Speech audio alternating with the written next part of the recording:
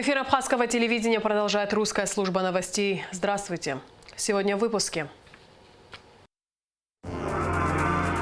Незабвенная память. Исполнилось 76 лет со дня рождения первого президента Абхазии Владислава Арзанба.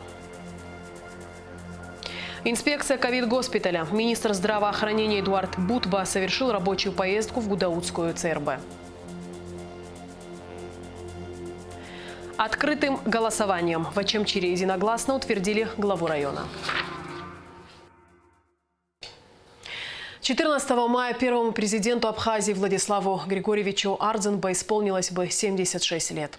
В день рождения Владислава Арзанба в его родном селе Ишера, где он похоронен, состоялась церемония возложения цветов к мемориалу. В ней приняли участие президент Аслан Бжаня, вице-президент Бадра Гунба, спикер Народного собрания Валерий Кварчия, члены правительства, депутаты, ветераны Отечественной войны народа Абхазии, представители общественности, студенты и школьники. Репортаж Шазина Ханагуа. В день рождения основоположника современного абхазского государства Владислава Арзанба люди со всех концов Абхазии едут в его родное село Эшера. Нескончаемый людской поток, как свидетельство всенародной любви к первому президенту республики, незабвенной памяти о нем, вместе со своим народом и глава государства Аслан Бжаня.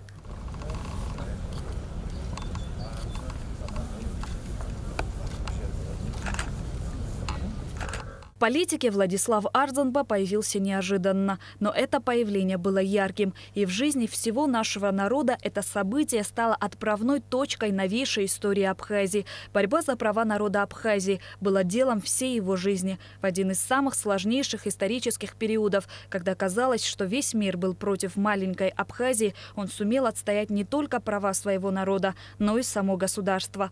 В переломный момент 1992-1993 годов Владислав Арзанба смог мобилизовать народ Абхазии, который, столкнувшись с угрозой полного истребления, объединился и доверился главнокомандующему. И именно это и привело наш народ к победе.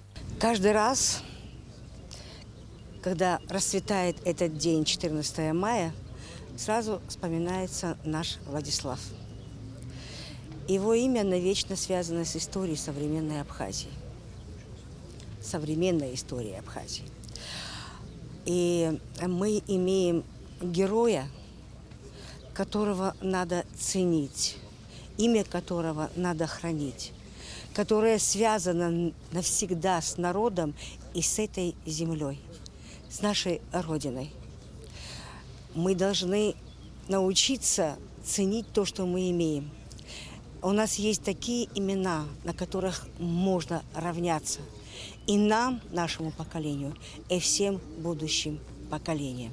Владислав Арзанба сочетал в себе качество подлинного интеллигента и в то же время человека скромного, близкого и понятного каждому. Он безгранично любил родину и всю свою жизнь посвятил ее служению. В сердцах своего народа он остается как подлинный пример патриота, настоящего лидера, главнокомандующего, сумевшего спасти свой народ от истребления. Сегодня день рождения великого сына абхазского народа, доктора исторических наук, человека, который внес большой вклад вообще в развитие и становление Абхазии, который, по сути, своей волей, решимостью, характером помог нам одержать победу в этой кровопролитной войне. Почтить память первого президента пришли абхазские и российские спортсмены, принимающие участие в международном турнире среди ветеранов футбола на Кубок памяти первого президента Владислава Арзанба. В этом году турниру 10 лет. Проводим мы в этом году 10-й юбилейный турнир памяти Владислава Григорьевича Арзанба. Коротко хочу сказать, что Владислав Григорьевич Арзанба для нас это все. И его память 14 мая – это самый святой для нас день. Не от того, что мы даже проводим турнир, а от того, что оно останется в истории до конца нашей жизни, в наших сердцах. Владислав Григорьевич – это есть великий человек, великий наш отец, который будет, благодаря его, мы сегодня живем, дышим, радуемся то, что он сделал эту свободу обсны нашей Абхазии. Вот уже 11 лет, как нет с нами Владислава Арзанба. Его смерть стала всеобщим потрясением для народа Абхазии. Но по-прежнему живы идеи Владислава. Жива и его вера в будущее независимого абхазского государства. Шазина Ханагу, Алексей Агухава, Абхазское телевидение. В честь 76-летия со дня рождения первого президента Абхазии в Гудауте в Музее Отечественной войны народа Абхазии имени Сергея Дбар открылась фотовыставка, посвященная Владиславу Арзанба. В 2 выставочных залах музея представлено 245 снимков, сделанных в разные периоды жизни Арзанба. Часть из них хранится в архиве музея, часть предоставили близкие, родственники и друзья первого президента. Здесь также выставлены рабочий стол, личные вещи, мемуары первого президента. На открытие выставки пришли руководство района, ветераны Отечественной войны народа Абхазии, люди, которые были лично знакомы с Владиславом Арзанба. Выставка будет открыта до 26 мая. Также в Гудауте в честь дня рождения Владислава Арзанба был организован конный парад. 76 всадников от центра города по проспекту Героев доехали до привокзальной площади, которая носит имя первого президента Абхазии. В параде также принимала участие одна из служебных машин Владислава Арзанба. За рулем автомобиля был водитель Владислава Григорьевича Алик Гогуа.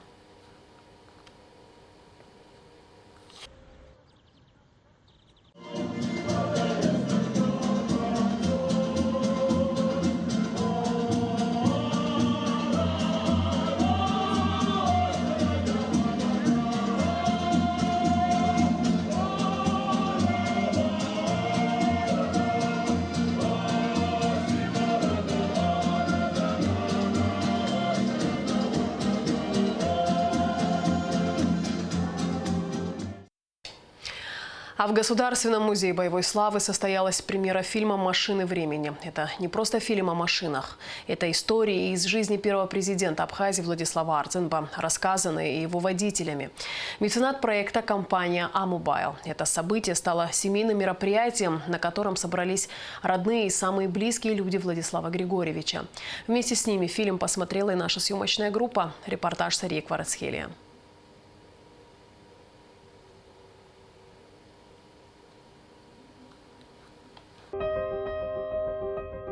Волга ГАЗ-2410, Мерседес-Бенц W140 и Линкольн – 3 главные машины в жизни Владислава Арзанба и герои фильма «Машины времени». Первую служебную машину ГАЗ-2410 бежевого цвета для Владислава выбрал его первый водитель Сосо Каджая. Модель автомобиля не имела значения для Владислава Арзанба, говорит в фильме Сосо. Она была для него лишь просто средством, необходимым для работы. Однако Владислав Григорьевич не любил машины черного цвета. В них решают черные вопросы, говорил он.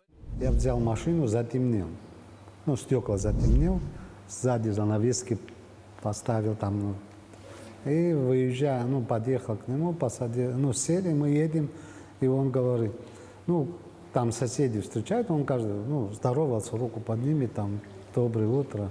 И в этот раз он поднимает руку, никто с ним не здоровается, мы едем дальше. Второй день, и он меня спрашивает: Сосо, что случилось? Говорит, я с соседями здороваюсь, руку поднимаю, и все на меня, никто не смотрит, никто не отвечает. И он говорит: а что они со мной не здороваются? Я говорю: Владислав Егорович, я затемнил стекла, говорю, они вас не видят. Не мог сказать, говорит, я уже 2 дня убился, говорит, совсем не здороваюсь, махаю руками, говорит, и никто на меня внимания не обращает. Сосо Каджая 15 лет работал водителем у Владислава Арзанба. Он лично присутствовал на премьере фильма «Машины времени». Делясь своими впечатлениями от увиденного, он рассказал нам историю знакомства с первым президентом. Это было в аэропорту, наш Сухумском. Там были правительства, первый секретарь обкома партии Борис Викторович, министр МВД, там, все встречали его. И мы стоим в аэропорту, выходит такой молодой, красивый, такой сумочка, и подходит. Мы встретили его, я кто такой, я водитель, стою возле машины. И Борис Викторович ему говорит: Владислав Егорович, это ваша машина и ваш водитель.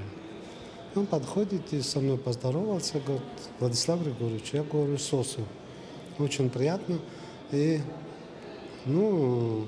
у первого секретаря была машина 31-я «Волга», и он его приглашает. Владислав говорит, садитесь. Он так, спасибо большое, но если это моя машина и мой водитель, я с ним поеду. И он пришел, сел в машину, я сумку забрал, положил в багажник. И Борис Викторович говорит тоже, ну, я тоже с вами, Владислав Григорьевич. И вот они вдвоем сели. И вот эта первая встреча я никогда не забуду. Идея создания фильма принадлежит продюсеру Виталию Бегвава и его творческой команде. Съемки длились более 10 дней. За это время родилось немало историй, связанных со знаменитой «Волгой» президента. Одну из них рассказал режиссер фильма Дауд Логуа. Что было очень трогательно в самый первый съемочный день, когда «Волга» должна была приехать на место съемок. И когда ее к нам привезли, ребята сказали, что где-то по участку там, дороги в городе старшие сотрудники милиции, видимо, того возраста, которые знают, чья машина и, может быть, видели ее вообще в тот момент, остановились и дали честь. Это было очень приятно и трогательно, и какое-то такое хорошее предназнаменование было, что вот это было в первый съемочный день, и мы понимали, что делаем что-то доброе, светлое. Компания Mobile поддержала идею создания фильма «Машины времени» и стала меценатом проекта. А Mobile еще в 2016 году удалось отыскать в Галском районе первый служебный автомобиль Владислава Ардзенба. На его реставрацию ушел целый год. После этого «Волгу» передали в Музей боевой славы имени первого президента. Благодаря партнерству с режиссером Даудом Логуа идея была очень удачная, на наш взгляд. В фильме было сказано, как и люди, и предметы, и вещи тоже хранят свою историю. Вот, и мы смогли вот эту вот мысль изложить в этом фильме. В процессе восстановления состоит еще одна машина, которая была резервным. Вот, я думаю, что до конца года мы с этой работой тоже справимся. А в целом фильм мне показался достаточно интересный, не нудный, а вот так, чтобы и зрителю, и знающим этот вопрос людям им было вот интересно посмотреть его. Я думаю, всем понравится этот фильм. «Машина времени» буквально переносит в прошлое и на время просмотра делает зрителя частью тех далеких событий. Историй было много, от захватывающих до курьезных и забавных. Рассказы водителей – главная изюминка в фильме. Наур Аджба, который тоже являлся водителем президента, рассказал об отношении Владислава Ардзенба к его второй машине – Mercedes-Benz W140. Это что за машина? Подходит и начинает смотреть, значит, эту машину. Подошел, открыл дверь. Сел прямо за руль, садится и завел, на тормозе держит, ставит на движение, значит, драйв, и отпускает тормоз, машина поехала, на меня смотрит, мол, так, да? Я говорю, да. Слушай, говорит, она, мол, все сама делает. Я говорю, ну, в принципе, да. Он говорит, так это и Надежда Шабановна, мол, может поехать маму свою. Наверное, вы думаете, что гараж первого президента состоял только из представителей русско-германских концернов. Но нет. У Владислава Ардзенба был еще американский шестиместный автомобиль категории люкс Lincoln Town Car, один из самых безопасных автомобилей того времени. Представительный вид, солидность – это то самое, за что это авто полюбили и приобретали в свой автопарк многие главы государств, преимущественно Среднего Востока. Премьера фильма «Машины времени» состоялась в Государственном музее боевой славы в 76-й день рождения первого президента. Это событие стало семейным мероприятием, на котором собрались родные и самые близкие люди Владислава Ардзенба. Сария Кварцхеля, Михаил Братухин, Абхазское телевидение. В Сухуми состоялось открытие музея Банка Абхазии. Церемонию открытия посетил президент Аслан Бжани. Открытие музея было приурочено ко дню рождения первого президента Абхазии Владислава Ардзенба. Идея создания музея Банка Абхазии возникла у руководства банка еще несколько лет назад. Изначально планировалось открытие площадки, на которой будут представлены только абсары. Но затем было принято решение об открытии музея с коллекциями монет, которые были в обращении на территории Абхазии в разные периоды. Это античные, средневековые, византийские монеты, а также монеты Османской и Российской империи, арабского халифата. Директор музея Астамур Таня, проводя первую экскурсию, рассказал об истории денежного обращения в Абхазии. Задача нашего музея посредством монет представить историю Абхазии, ее культурные и торговые связи на разных этапах. А монеты наилучшим образом характеризуют это. Вот, по монетам можно судить всегда о технологиях, о идеологии, об эстетике, о культуре людей, которые проживали здесь до нас, о их культурных связях и торговых связях. Продолжаем выпуск. Премьер-министр Абхазии Александр Анкваб заслужил отчет председателя Национального банка Беслана Барателя о влиянии ограничительных мер на состояние банковской сферы, а также о некоторых итогах работы банка за 5 месяцев текущего года. Об этом сообщается на сайте Кабинета министров. Так, в Абхазию в 2020 году поступило на 2,2 миллиарда рублей больше, чем в 2019 году. По данным главы Национального банка Беслана Барателя, отток капитала в 2020 году составил 29,9 миллиардов рублей, а приток 32 миллиарда рублей. Что касается текущего года, то в январе зарегистрирован традиционный минус показателей притока. А с февраля начался приток денежных средств в общей сложности около 800 миллионов рублей. Значительно увеличился объем безналичных операций в Абхазии. Премьер-министр поинтересовался работой отделений Сбербанка Абхазии, обслуживающих пенсионеров. По словам Барателя, очереди в отделениях не наблюдается. Сбербанк обслуживает около 3000 пенсионеров в день. Президент Аслан Бжанев встретился с основателем платформы «Будущее Абхазии», действительным государственным советником России Налом Арзенбом, сообщает пресс-служба главы государства. В ходе встречи обсуждались вопросы молодежной политики, цифровизации экономики и госуправления, привлечения инвестиций в республику. Было отмечено, что формирование кадрового резерва президента Абхазии позволит создать условия для оптимизации кадровой политики в стране. 13 мая президент подписал указ о создании кадрового резерва, который создается с целью своевременного обновления государственного аппарата за счет молодых эффективных управленцев и участников конкурса «Гордость Абхазии». Министр здравоохранения Эдуард Бутба совершил рабочую поездку в Гудаутский ковид-госпиталь. Ознакомился с условиями работы медиков, а также посетил красную зону и пообщался с пациентами. Все подробности в репортаже Гугуцы Вардания. Пресс-министра здравоохранения Эдуарда Бутба в Гудаутский ковид-госпиталь начался с осмотра приемного покоя. Врачи подробно рассказали о том, как пациенты с ковид-19 поступают в медучреждения. Раньше для приема больных с коронавирусной инфекцией во дворе больницы стояла палатка. Теперь их принимают вот в этом помещении. Не надо никуда идти, прямо сюда. Да. Сюда спускается доктор. То есть потоки перераспределены, и сразу человек получает необходимое, не заходя в главный корпус. Абсолютно. Мы вся санэпидрежим, учитывая санэпидрежим, мы все это провели. Здесь сюда приезжала помощник Мурашка, мы с ней тоже, она все смотрела, она сказала, идеально. У нас даже, говорит, в Москве такого где-то на объектах нету, все идеально проведено. Вся разметка была проведена, чистая красная зона, где у нас отдых врачей, все у нас все это сделано.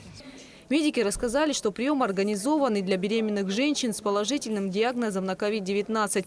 У нас лифта 3 в здании отдельно, потому там приемный покой у нас. Мы там их принимаем, смотрим, обрабатываем, оцениваем и поднимаем беременных в большом сроке 2-3 триместр на 2-й этаж.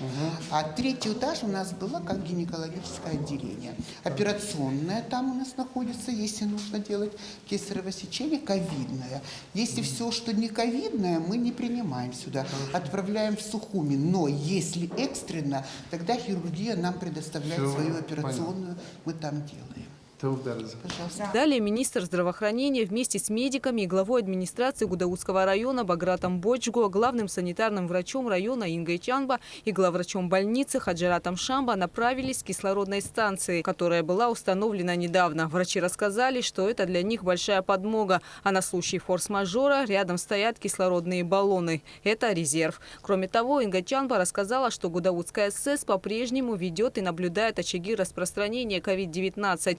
Затем министр направился в красную зону пообщаться с больными. На поправку идем. Ну, слава Богу, слава Богу.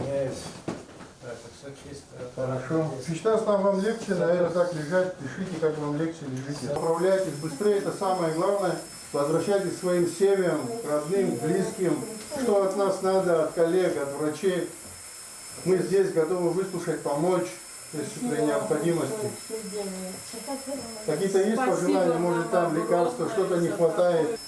Большое спасибо всему коллективу вашему медицинскому. Я даже не представляла, что у нас есть такое лечебное заведение по ковиду. Как самочувствие ваше? Понятно, что в реанимации, но на поправочку идете. Пошли на поправку заметно. Так что... Давайте, поправляйтесь. Спасибо. Ребята Ваши все друзья переживают, занимаются в надежных руках, я не сомневаюсь. Давайте. Спасибо большое. Эдуард Будба поблагодарил медиков за их тяжелый труд во время пандемии и отметил, что и дальше будет посещать госпиталь и проводить рабочие встречи с врачами и руководством больницы. Все важные вопросы будем решать совместно, сказал министр. Огромное спасибо. Действительно, тяжелейших условиях приходится работать. Все понимаем, но это, как говорится, наша работа. В Гудаутском ковид-госпитале по-прежнему ощущается острая нехватка медперсонала. По словам министра здравоохранения, этот вопрос будет решаться. Будем в рабочем порядке встречаться, помогать, чем мы можем. Государство, Минздрав, просто наши граждане. И я думаю, вот одна из просто банальных вещей, которые мы сегодня столкнулись, уже на выходе. Нету кондиционирования, сейчас жаркие дни наступят. Считаете, скажете, сколько мы нам... уже посоветовались с профессионалами, они нам подсказали, какое оборудование, какой мощности необходимо. Хорошо. Главврач больницы Хаджират Шамба рассказал, какова ситуация здесь на сегодняшний день. В этом корпусе у нас 38 пациентов, из них мы расцениваем тяжелыми 16 больных. И в реабилитационном мы организовали отделение реабилитации для больных уже ковид-отрицательных, которые еще нуждаются в кислородной поддержке. Там 11 больных у нас проходит лечение. Это в основном корпусе больницы? Да, и плюс одна беременная в специализированном отделении. Министр здравоохранения Эдуард Будба намерен посетить все лечебные учреждения страны, чтобы ознакомиться с ситуацией на местах. Кугу Савардания, Михаил Братухин, Абхазское телевидение. В Сухуми завершил свою работу первый международный туристический форум «Абхазия. Страна души-2021». В его работе приняли участие крупнейшие специалисты в области туризма, страхования, государственные и общественные деятели, журналисты из 66 регионов России. А в рамках форума состоялось 8 сессий на различные темы. Участники обсудили актуальные вопросы страхования туристов в Абхазии, перспективы развития санаторно-курортной отрасли, актуальные вопросы деятельности российских туроператоров на абхазском туристическом направлении, создание детских летних оздоровительных лагерей, перспективы развития гостиничной сферы и другие, не менее интересные вопросы. В рамках форума также был подписан меморандум о взаимодействии между Минтуризма Абхазии и российским национальным оператором детского отдыха. Кроме того, в соглашение о взаимодействии между Абхазским министерством туризма и Всероссийским объединением туристов были внесены дополнения. По завершению форума министр Тимураз Хишба, председатель Всероссийского объединения туристов Дмитрий Давыденко и директор издательского дома «Аргументы и факты» Руслан Новиков подвели его итоги. Сложно переоценить значимость туризма для Абхазии. И то, что в эти дни в Абхазии присутствует такое большое количество журналистов, а если быть конкретными, из 66 регионов России, большое количество специалистов в сфере туризма, специалистов не просто, которые являются, знающими людьми, а специалистов, которые являются знаковыми людьми для туриндустрии России. Это второе. Третье. Большое количество специалистов по страхованию, что очень важно для Абхазии. Потому что рано или поздно мы должны к этому вопросу не то что прийти, мы пришли уже к нему, но эту работу мы должны продолжить ради интересов, прежде всего, наших гостей. Большое количество представителей общественных советов, государственные деятели, люди, которые не понаслышке знают, что такое туризм. А мы, в свою очередь, не понаслышке знаем, какую значимость туризм имеет для нашей страны. Это архиважный вопрос, и я от лица руководства страны хочу поблагодарить вас, что вы смогли приехать в эти дни в Республику Абхазия, провести здесь время, с пользой провести большое количество рабочих встреч, наладить коммуникации, Мы, в свою очередь, многому у вас научились, за что вам большое спасибо. Нам не стыдно учиться, и мы благодарны за такой неоценимый опыт, который получили благодаря общению с вами. Дорогие друзья, благодарю вас, что эти дни мы были вместе. Это было очень полезно для Абхазии. Спасибо вам большое. Очень надеемся, что форум, который сегодня завершается, послужит на благо туризма Абхазии, что те все начинания, которые были на нем заявлены, они будут иметь продолжение. И надеемся, что в следующем году мы уже увидим какие-то конкретные результаты от того, что мы сегодня и вчера обозначили. Спасибо большое принимающей стороне за очень теплый прием, за хорошую организацию форума. Надеемся, что это не последний раз. Обвиняли в том, что журналиста невозможно заткнуть. Я в очередной раз говорю, что не журналист, во-первых. Во-вторых, можно. Есть прецеденты. Друзья, спасибо, во-первых, за эти дни. Спасибо за это тепло, хотя вроде бы как мы его сюда привезли. Здесь было холодно, когда мы собирались, а потом, когда все собрались, стало действительно тепло по-настоящему. Но даже тогда, когда было холодно, было тепло от ваших сердец. Мы не узнали до конца, что такое Абхазия, но в этом и смысл, наверное, туриста. Нужно возвращаться, чтобы постигать все новое и новое. Но сегодня был первый день, например, у моих коллег, у журналистов. Мы специально перенесли некоторые наши встречи на утро, чтобы у них хотя бы после обеда появилось время не только увидеть море из окна гостиницы, но и действительно его потрогать и понять, что такое Абхазия, в том числе на вкус и по температуре, по температуре моря хотя бы. Спасибо еще раз за эти дни. Мы действительно, я думаю, много смогли узнать об этой удивительной стране. Ну а теперь мы это должны переосмыслить и сделать из этого какой-то продукт. Мы этим займемся в наших регионах. Мы, естественно, подумаем еще совместно над тем, как это сделать правильно, но мы этим займемся в регионах и будем, честно, искренне ждать приглашений на следующее подобное мероприятие. Беслан Бигвава утвержден в должности главы администрации Чимчирского района на внеочередном заседании районного собрания. Решение об этом депутаты приняли единогласно открытым голосованием. Эсма Голанзе расскажет подробности.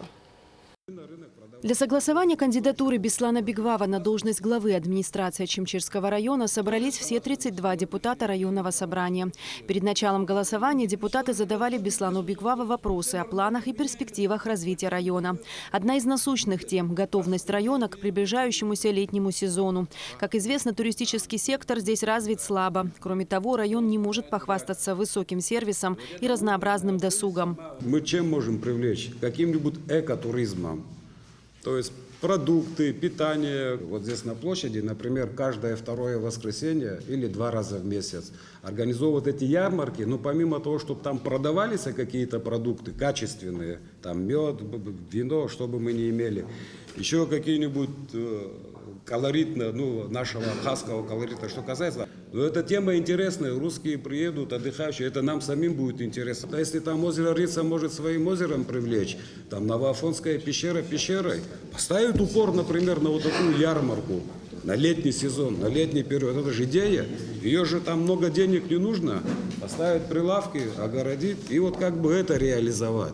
Если есть какие-то дополнительные предложения, конечно, можем и это рассмотреть. Также на совещании обсуждалась проблема сбыта меда частными производителями. Многие абхазские пчеловоды не могут реализовать свою продукцию как в республике, так и за ее пределами. У нас до сих пор нету дорожной карты. Что такое дорожная карта, вы все прекрасно понимаете. Должна быть эта лаборатория, это все сертифицироваться, должна быть налажена на границе эта ситуация, там какой-то налог взиматься, и дальше кто будет там приемкой заниматься этого меда. Вот это и есть дорожная карта, чтобы от А до Я человек понимал свою собираемость меда и куда он ее сдаст. Но чем лучше, например, производители меда от производителей мандарин или кукурузы? У всех же такая проблема стоит. Сегодня выйти на рынок России, Карбевич, чтобы выйти на рынок России с медом, там у них свои проблемы. Там у них алтайский мед, башкирский мед, уральский мед. Они не могут победить китайцев, потому что китайцы делают искусственный мед. Это знаем мы, абхазцы, что у нас хороший качественный мед. Но мир-то об этом не знает, что у нас там бьет какой-то там сумасшедший или что. Это нужно какая-то реклама, это должна быть специальная политика. На вопрос депутатов о кадровых перестановках Беслан Бигвава ответил, что в работе руководствуется исключительно профессиональными качествами сотрудников. Я не работаю по принципу «это мой сторонник, а тот не мой сторонник». Я работаю по принципу профессионализма. Если он достойный, порядочный человек и который справляется со своей работой, вот это вот самый основной принцип, его профессиональные качества. И я никогда не сидел и не шушукался, и не занимался сплетнями. И если кто-то мне думает, я это всем сразу объявляю. Если кто-то будет думать, что он будет жужжать мне в уши и говорить, вот этого убери, этот плохой, а этот наш, а этот не наш, этого не будет однозначно. На совещании также обсуждались проблемы экологии района, касающиеся работы рыбоперерабатывающих заводов, а также проблемы утилизации угольных отходов. После долгих обсуждений депутаты приступили к голосованию, в результате которого кандидатура Беслана Бигвава была единогласно утверждена. Глава Чимчирского района поблагодарил коллег за оказанное доверие и обещал приложить все силы для достижения поставленных целей. Эсма Гуланзе, Алексей Баструков, Абхазское телевидение. 14 мая в Сухуми прошел кинофестиваль «Хрустальный источник» из Русского дома. В его рамках в Абхазской государственной филармонии состоялся показ фильма «На дальних рубежах». Мероприятие посетили вице-премьер, министр финансов Владимир Телба, представители Министерства культуры и администрации столицы.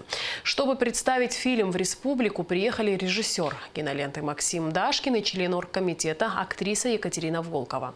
События новой кинодрамы разворачиваются на российской военной базе в Кыргызстане. Это история о любви и предательстве, история о том, как трагически и необратимо может поменяться жизнь.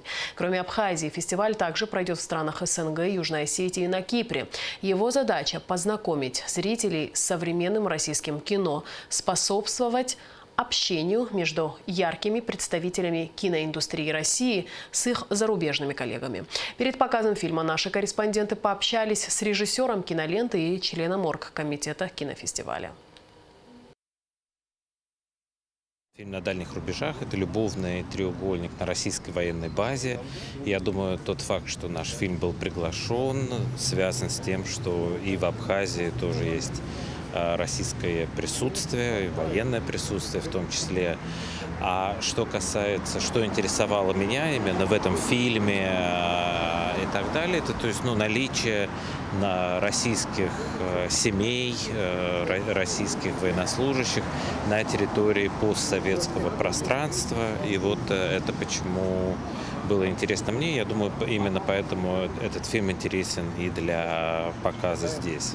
Наш фильм – это психологический фильм о людях в первую очередь. То есть это не военно-патриотическое кино, это больше психологическая драма и вопрос цены, веры, верности. И вот, собственно, мы говорим это на эту тему, но на фоне вот именно такой профессионального сеттинга, как семья военнослужащих. Картину «На дальних рубежах» Максима Дашкина должна была представлять Виктория Толстоганова, моя коллега, но по независящим от нее причинам она не смогла сегодня присутствовать, и у меня случайно оказался свободный день, буквально завтра, к сожалению, у меня съемочный день, и я не могу здесь подольше остаться. Но я представляю проект «Звезды хрустального источника» из Русского дома. Это проект родился из кинофестиваля моего друга Эвклида Кюрдзидиса, моего коллеги, тоже актера, который является и президентом этого фестиваля. Такой придуман проект, который позволит 12 странам, нашим соотечественникам, русскоговорящим людям посмотреть новые фильмы русские, может, даже которые невозможно посмотреть в прокате, в кинотеатрах, такое арт-кино, авторское кино. Я считаю, что это очень важный проект, поэтому я буквально за несколько часов собралась и приехала в мою любимую Абхазию. И в конце выпуска прогноз погоды.